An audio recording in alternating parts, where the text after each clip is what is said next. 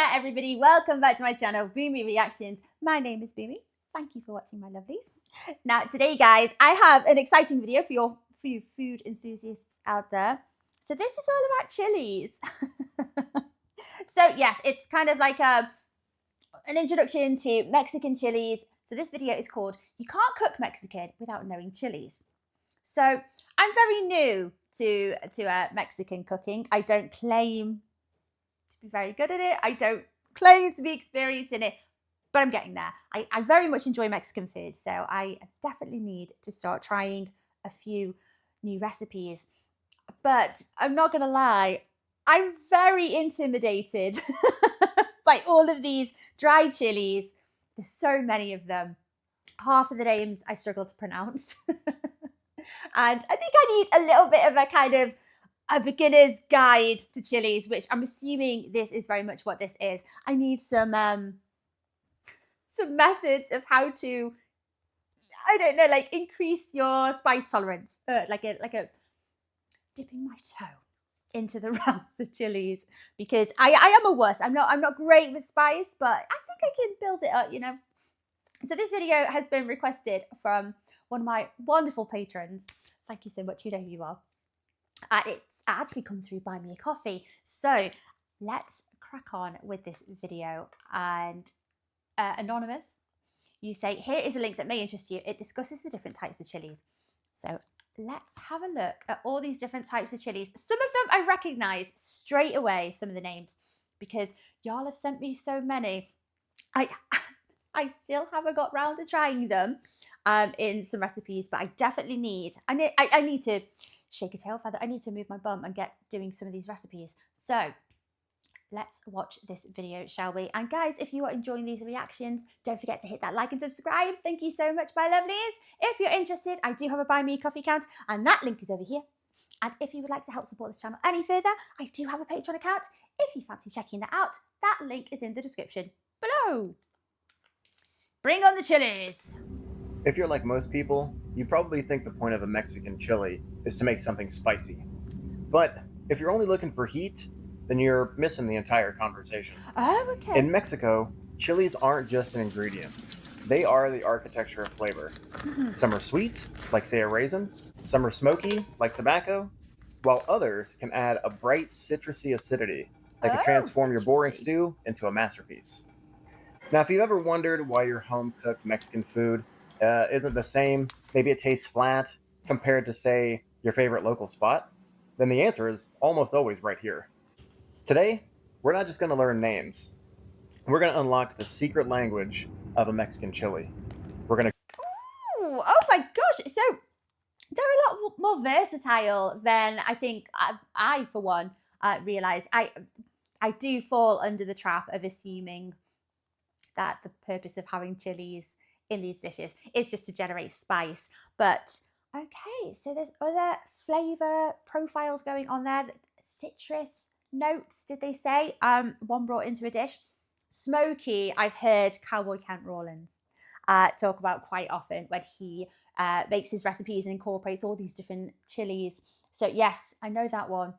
Yeah, it is interesting. I am ashamed to say I do fall under the this bracket of people that assume chilies mean spice. Cover which ones to buy. We're going to cover how to prep them without losing flavor. And finally, we're also going to master that balance of heat and heart. So let's check it out. Okay. If you're trying to expand your horizons into the field of Mexican cuisine, and a recipe calls for certain types of chilies, it can become pretty overwhelming very quickly the first time you go to, say, a Latino market.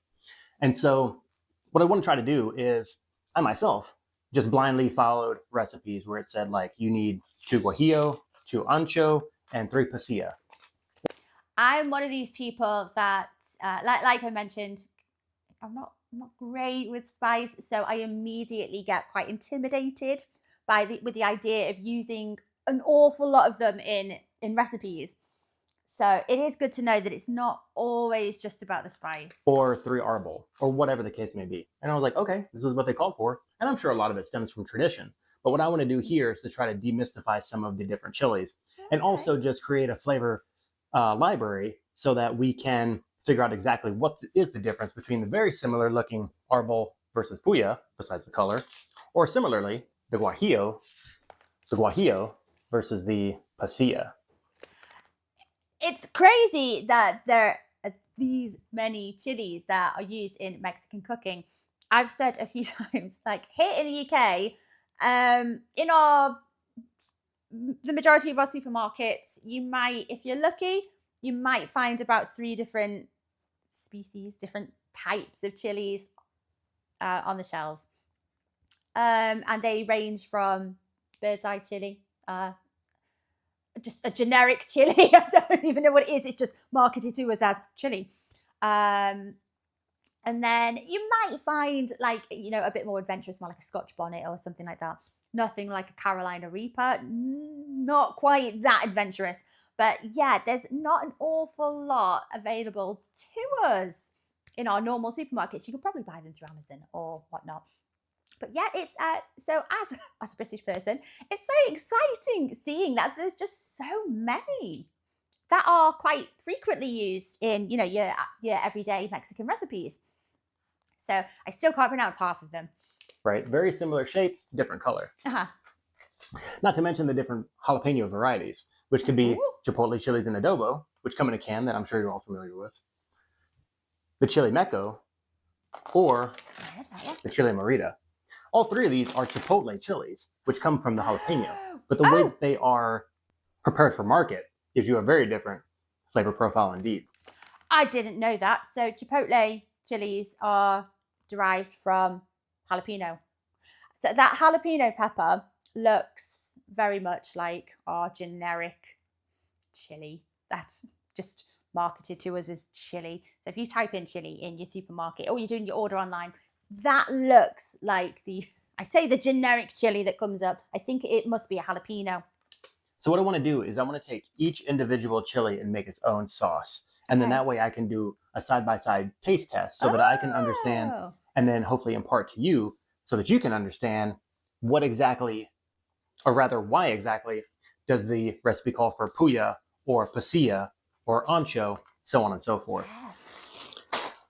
So you need to shop for your peppers first, right? And probably the most common ones you're going to see in the stores are going to be the guajillo. The guajillo, they usually come in packages that you can get readily available at your market. Or if you can find a Mexican market or a Latino store, preferably by the train tracks, that would be cool. Even better is if you score one that has an outside taco shop or inside, either way. That way you can go shopping.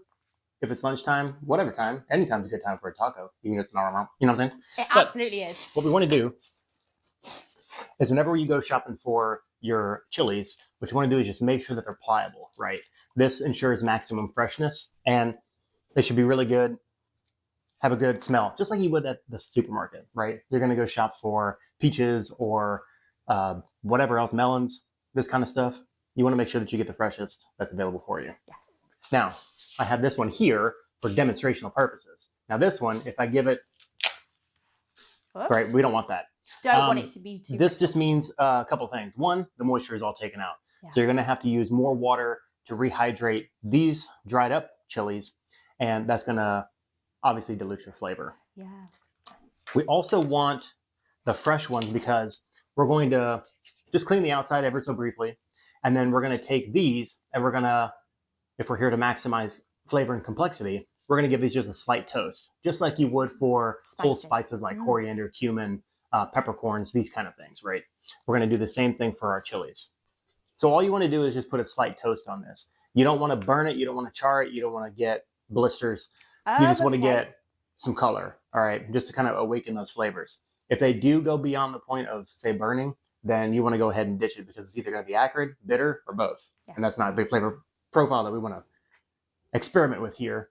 Now, once you've let them cool slightly, you can just attack it raw dog with bare fingers. Just be careful. You're going to want to wash your hands frequently. We'll talk about that more later. But if you have gloves, or if you're working with a lot of chilies, like say I'm going to be doing today, then you want to protect yourself because what we want to do is take out the stem, the veins, and the seeds on the inside. Is it the worst when you've been chopping chilies and you forget about half an hour later or an hour later, it stays on your fingertips, doesn't it? and you make the mistake of itching your eye. Oh, I'm forever touching my eyes because eyelashes and stuff, and I used to wear contacts. Oh, God, it's horrible. Or if you, not that I pick my nose, but if ever you scratch it, you itch it there. Oh, it's horrible. Reason being is because I personally want to use the steeping liquid. And what I found is that whenever people tell you to discard the steeping liquid for the dry chilies, it's because they kept the stems and the veins in there. Okay. And for me, that's just flavor that you're throwing down the drain, right? Like you wouldn't throw away your stock after simmering it for, say, an hour or so, right? So you take out the seeds and stems and the veins, and then you take the steeping liquid, and this is just boiling water. You can use chicken broth. I've also seen it to where people have added like chicken bouillon into water, whatever the case may be. Whatever flavor that you're going to go with in the next step. You're going to want to steep it for, say, 10 to 15 minutes at least, and it's going to be covered. After that point, what you want to do is go into your blender. Now, I personally like the blender over the food processor because it makes quick work and it chops the skins up really, really fine. And speaking of the skins, I personally, after blitzing in the blender, is that I take a funnel and a strainer, and I get all, and a little, and a spatula, and I'll get all those liquids out. I'll push home the skins and then just get rid of them. Reason being is because I find them very unpleasant when I get them stuck in my teeth or just texturally in general. So that's why I do that. So that's pretty much the process of getting it from this state here into a fine sauce. Let's talk about your fingers for a sec. So if you're going through and removing all those little stuck stems and the little bits of seed and stuff like this, your fingers could get the capsaicin embedded in there. And if you go and like you rub your eyes or you go to the bathroom and you start touching yourself, it's going to be a bad day. Trust me. You're going to be. I don't have that problem, but that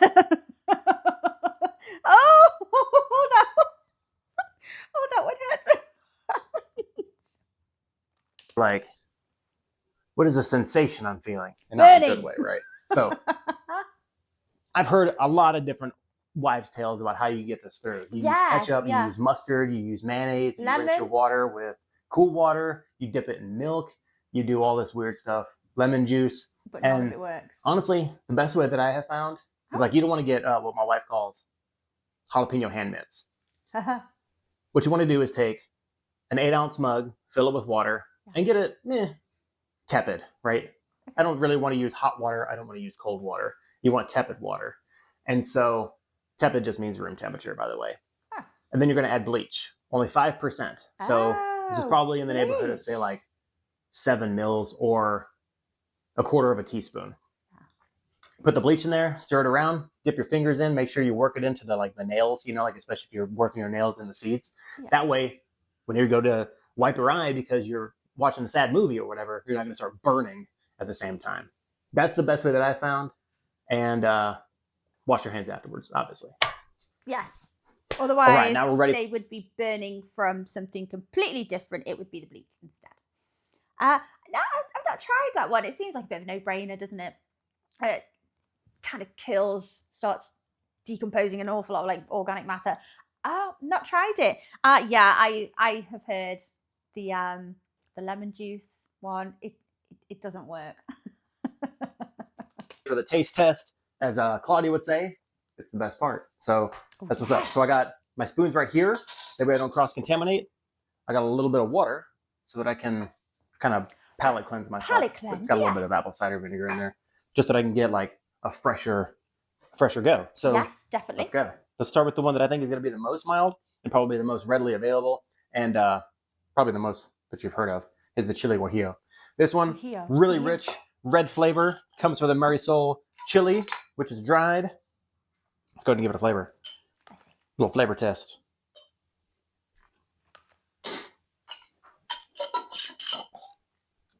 Oh yeah, that's good. It's got a really good chili flavor. It's really rich, good color, good texture. I can see why this is the workhorse of most Mexican dishes that you'll see nowadays. Very mild. It's not picosa at all. Not spicy. At least not in my opinion. I need to know a bit more background information. How is his spice tolerance? Because for us wimps, his mild might be my steam coming out of ears. I'm gonna take his word for it and say, okay, this is the milder of the chilies, so I'd assume I could tolerate this one. I have faith in him. What does picosa mean in English? In English, the word picosa means spicy or hot when describing food. Oh, perfect. Thanks a lot. Picosa. All right, let's go to the next one. That's hot, This is the chili ancho. Ancho chili comes from the poblano. Yeah. Probably the second most widely available or well heard of. Cowboy Kent uses this one a lot, doesn't he? Ooh. Really, Looks really smokier. dark, almost brownish red color, like a brick red. Spicier? Woo! Flavor's rich, deep. Holy cow. It's a bit mild. It's got some heat to it, but yeah, I gotta believe the hype. Kind of tastes like a raisin. As I live and breathe, raisin. It does kind of taste like a raisin. It's like chocolatey raisin, yummy.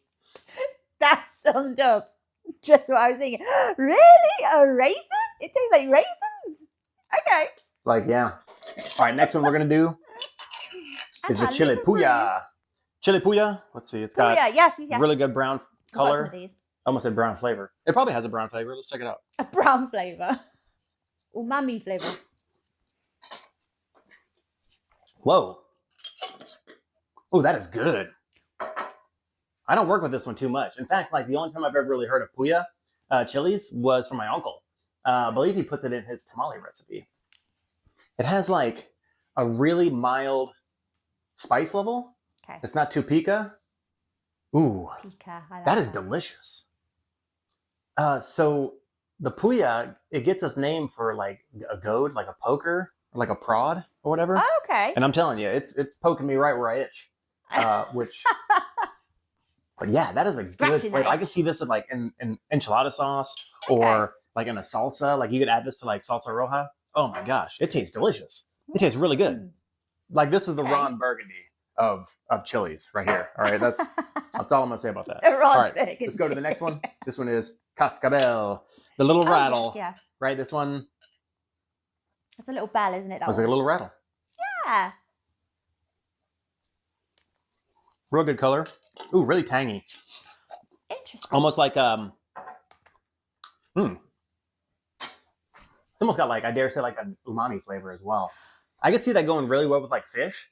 It kind of reminds me of like if you combined ketchup, Worcestershire, and like a splash of lemon. Like that's what it like. That's the immediate thought that I get. He's kind of describing like a lemony brown sauce. Like we love our brown sauce in the UK. I'd try and describe it just as Worcestershire sauce. Maybe Worcestershire sauce and ketchup. It's nice. It is delicious. Interesting. There's a bit of lemon there as well. Yeah, it has like an umami flavor. Really good chili flavor. Pretty rich. Rich. Not too spicy. Not too spicy.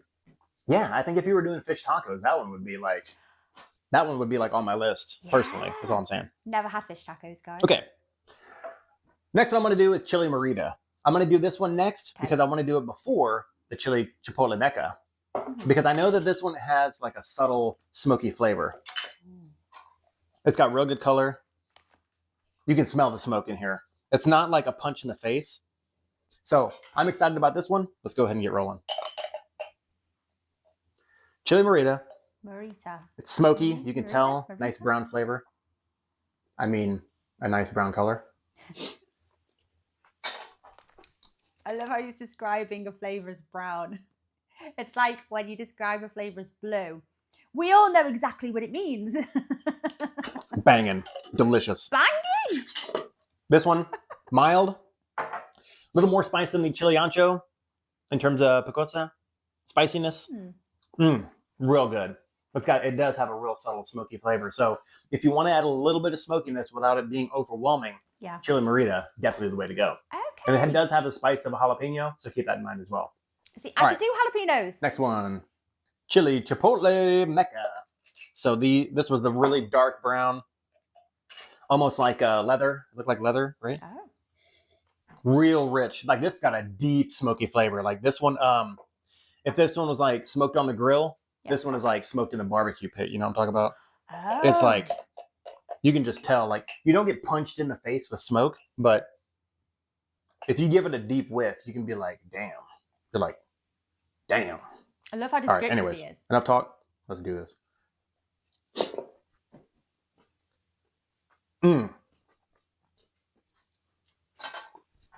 Big time smoke flavor. A little less heat. I'm finding a little less heat from the Merida, personally. So if you want to add a little bit of heat with a big amount of smoke, Yes. Chipotle Mecca is the way to go. Okay. I don't know if I would add it to salsa, but adding it to like a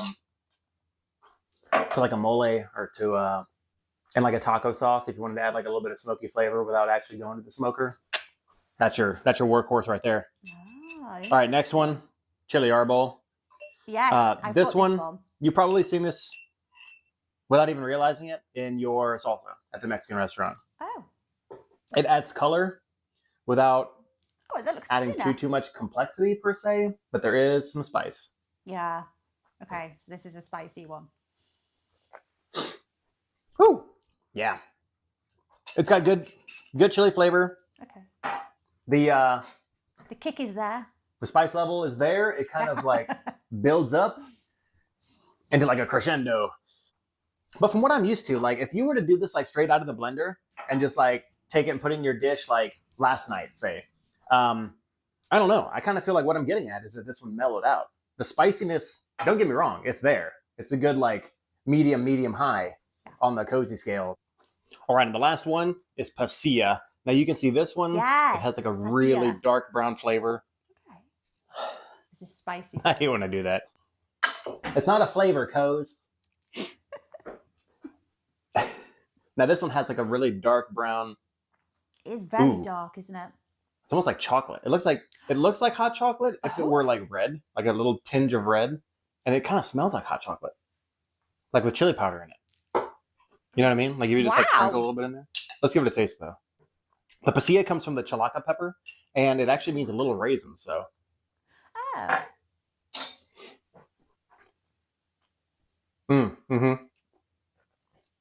It's almost got like a sweet flavor. Definitely chocolate, definitely raisin. It's a little bit lighter, I would say, than the chili ancho. Yeah. Where like ancho would be like the seasoned vet. Pasilla is like the new recruit. Okay. Which is like, I don't know, a very militaristic way of saying it. But I get like it. I would put like chili ancho in like a slow, like a mole, something like where you want like real rich flavors with like beef or lamb or something. Goat. Pasilla, I can see going like in something a little bit lighter, like lighter and brighter, fish, or even like a finishing sauce that you would like put at the end there.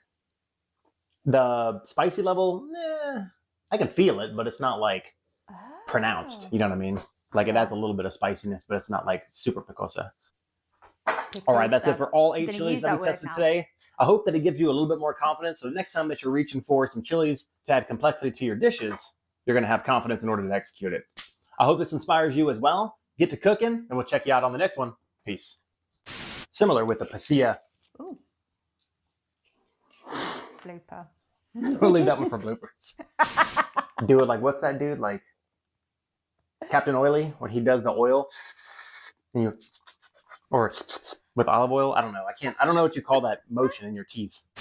But do you know the difference between the Chipotle chilies that you get in a can, the Merida? Incorrect. Definitely don't go to the bathroom and start touching yourself before you wash up. And really wash up, all right? Important takeaway, in case anyone has not experienced that for themselves, don't chop chilies and go to the toilet if you are a man. Possibly if you're a woman as well, but moving on, swiftly on. It's so interesting that there's this many different chilies that are used in Mexican cuisine, but they all have this completely different flavor profile. Like you said at the end there, that pasilla chili, chocolatey, like a raisin, rich. Oh, it was really, really dark in color as well, wasn't it? Very, very interesting. I I do wonder what his spice tolerance levels are like. He says, hey, I know it's there. I can feel it, you know, but it's not overwhelmingly spicy. And then there's me trying it. Yeah, gets like, you know, a centimetre away from my mouth. It's, oh, my lips are tingling. I am a wimp. But I would like to try these. I think the way that he's done this, like cooking them, blitzing them up into their own sauce, was an excellent way to compare the flavour. Interesting. I'm going to have to start using them in some recipes, aren't I, guys? I'm going to have to put my big girl pants on and just try some spicy foods. It is intimidating though, isn't it? Well, maybe it's not for our US viewers because maybe, I don't know, like if you've grown up eating more spicy foods than us, Mexican food over here is not amazing. There's a big gap in the market for anyone thinking of franchising and coming over. Please do. Please, please, please. I like Mexican food, but I don't think we have, you know, the best examples of it over here. We've got a few chains, but they're not. Can be very hit and miss. Anyway, guys, I hope you found that as interesting as I did. I hope you enjoyed watching along with me. Take care, my lovelies. And thank you once again, Anonymous, for requesting this video. Always a good one requested from yourself. Thank you. And take care of yourselves, my lovelies. I will see you on the next video. Bye-bye.